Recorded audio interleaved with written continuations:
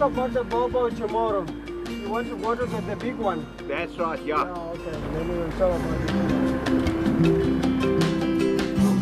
As you look out over the landscapes of an area such as Venitia, you see the most incredible trees. The ones that stick out the most, of course, are the baobabs. It's fairly difficult to identify them in their juvenile state. Baobabs also grow over a tremendously long time. The straw-coloured fruit bat is one of the main pollinators of this tree, and the fruit itself is eaten by baboon and the bark by elephant. The trunk is huge, often with hollows deep enough for a human to hide in. And we can see this as we peer into one of the holes in this large great baobab. It's very cool inside here. Nobody lives in here. The trees, with a circumference of around about 30 meters or more, are estimated to be at least 4,000 years old. So these trees would have seen the land of Mapungubwe and various other aspects that happened in this area. The trunk decreases in girth during dry seasons and swells again up after the rain as it holds more water. The spongy wood contains a high proportion of water. Humans as well as animals have chewed on this wood over centuries to relieve thirst. Fibre to weave baskets and hats from the bark. Flour is prepared from the roots. Fresh leaves are used as spinach, and of course the fruit is edible, the creamy flesh being sucked from the pips. The pulp is rich in vitamin C, and once this is what we knew as cream of tartar in our homes. From the fruit pulp, the old folk make a drink that is prepared and used to treat fevers and diarrhea.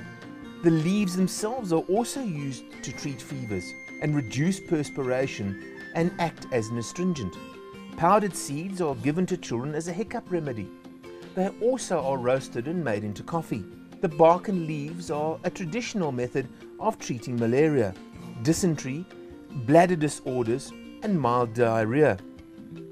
What is also beautiful about these trees is when you look at them, they look like large candles that have allowed their wax to fall over the sides, and we see all sorts of shapes and faces within the tree. Many people have also thought this deciduous tree to be the upside down tree as they look at it across the landscape. As we discover more about the tree and we talk to Richard, we'll also find out a little bit about this tree being used as a compass.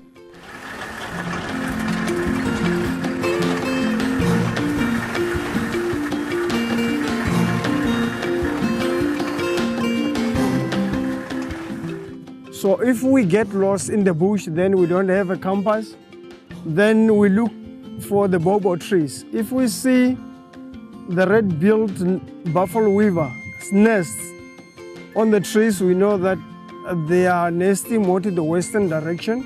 Then we know that west is that way, then east is that way. So those nests helps a lot for us if maybe we are walking in the bush.